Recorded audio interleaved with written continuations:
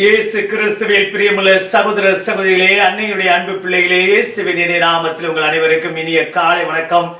இன்று இந்த ஆண்டினுடைய கடைசி சனிக்கிழமை, மாதத்துடைய 4வது சனிக்கிழமை.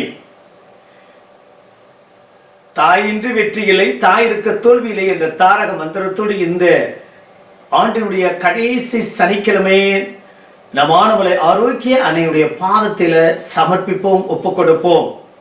இந்த ஆண்டு முழுவதும் இந்த தாயுடைய பரிந்துரையோடு ஆண்டவர் நம் ஒவ்வொருவரையும் அற்புத கரத்தினாலே தாங்கி பராமரித்து கண்மணி போல நம்மை கரம் பிடித்து வழிநடத்திய கிருபையை நினைத்து பார்த்து நன்றி கூறக்கூடிய ஒரு அற்புதமான நாள். இந்த தாய் நம்மோடு இந்த ஆண்டு முழுவதும் உடனிருந்தார். நம்முடைய கஷ்டத்துல, நஷ்டத்துல, குறையில, வேதனையில, வியாதியில, எல்லா சூழ்நிலைகளிலும் இந்த தாய் நமக்காக பரிந்து பேசினார்.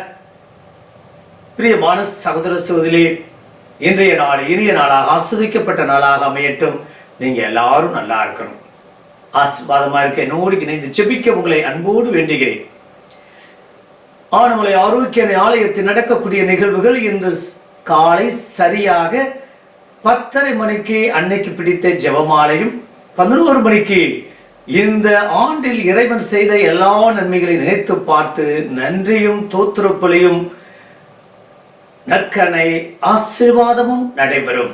தொடர்ந்து நன்றி செலுத்தக்கூடிய உன்னத தியாக திருப்பலியும், அதனை தொடர்ந்து குணமளிக்கு வழிபாடும், தொடர்ந்து அன்பின் விருந்திலும் நீங்கள் அத்தனை பேரும் பங்கேற்று மிகுதியான இறையாசிரை பெற்று செல்ல ஆனமலை ஆரோக்கிய அன்னை ஆலயத்திற்கு இருக்கிற கூப்பி வருகை என அன்போடு அழைக்கின்றேன். ஆனமலை ஆரோக்கிய அன்னை ஆலயமானது பொள்ளாச்சியிலிருந்து சரியாக 12 கிலோமீட்டர் தொலைவில் ஆனமலைக்கு முன்பாகவே முரளி மருத்துவமனை என்ற நிறுத்தத்தில் இறங்கி பொள்ளாச்சி மார்க்கமாக நடந்து வந்தால் 100 அடி தூரத்தில் ஆனமலை ஆரோக்கிய அன்னையை தரிசிப்பீர்கள். வாருங்கள், இணைந்து ஜெபிப்போம். இன்று திருச்சபையோடு இணைந்து நாம் மாசிலா குழந்தையுடைய தினத்தை நாம் அனுசரிக்கின்றோம். குழந்தைகளிடமிருந்து நாம் நிறைய கற்றுக்கொள்ள வேண்டும். ஆனால் குழந்தைகளுக்கு நாம் கற்றுத்தருகின்றோம் என்பதை கவிஞர் அப்துல் ரஹ்மான் அருமையாக கூறுகிறார். ஒவ்வொரு குழந்தையும் இறைவன் கொடுத்த கொடை, இறைவன் கொடுத்த பரிசு.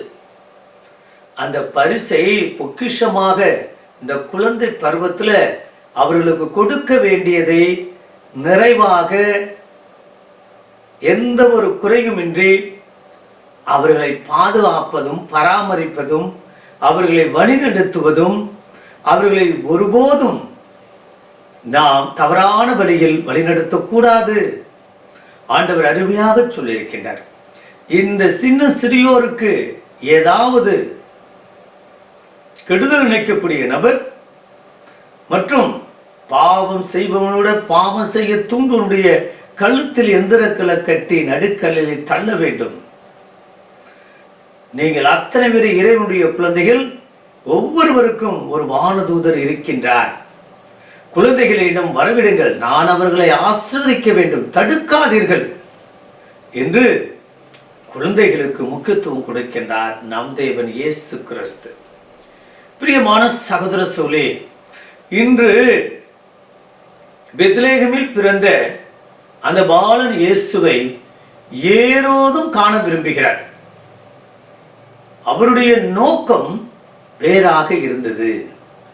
அந்த 3 அரசரிடம் சொல்லி அனுப்புகிறார். நீங்கள் சென்று பார்த்துவிட்டு திரும்பி வாருங்கள், நானும் பார்க்க வேண்டும்.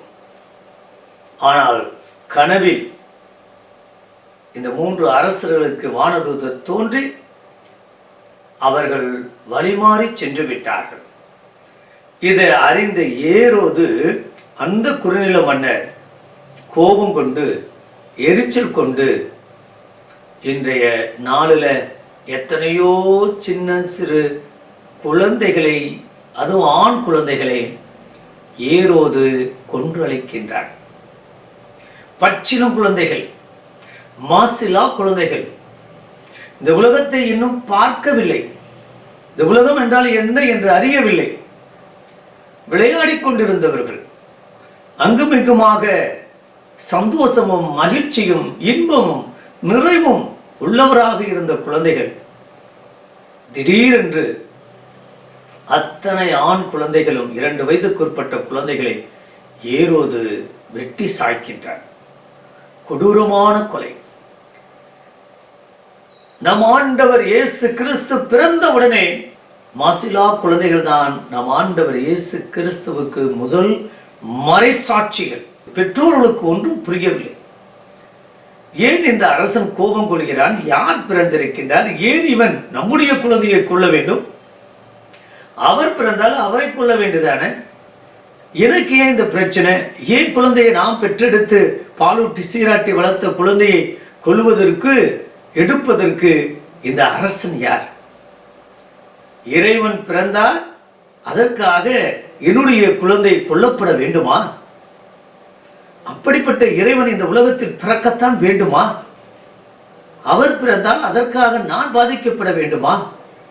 என்னுடைய வம்சத்தை, என்னுடைய வாரிசை ஒருவருக்காக இத்தனை குழந்தைகள் சாவதா என்ற குமுறலும் வேதனையும் எத்தனையோ பெற்றோருடைய மனதில் வந்திருக்கக்கூடும்.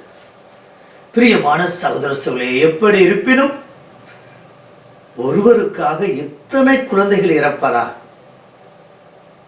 பிரியமான சகோதர சகோதரிகளே, இன்றைய நாளில் இதை கேள்விப்பட்ட இதோ வானதூதர், அதே வானதூதர் முன்னறிவிக்கின்றார். யோசேப்பு மரியாள் அந்த பச்சிளம் குழந்தை இயேசுவை தூக்கி கொண்டு எகிப்திற்கு தப்பிச் செல்கிறார். இந்த குழந்தைகள் எப்போதுமே வியப்புக்குரியவர்கள். எதை பார்த்தாலும் ஆச்சரியத்தோடும் வண்டர்ஸ் என்று சொல்வார்கள். எதை பார்த்தாலும் அவர்கள் ஆர்வத்தோடு, உற்சாகத்தோடு, அந்த விறுவிறுப்போடு, அந்த சுவாரஸ்யத்தோடு எதையும் பார்க்கக்கூடிய நபர்கள்.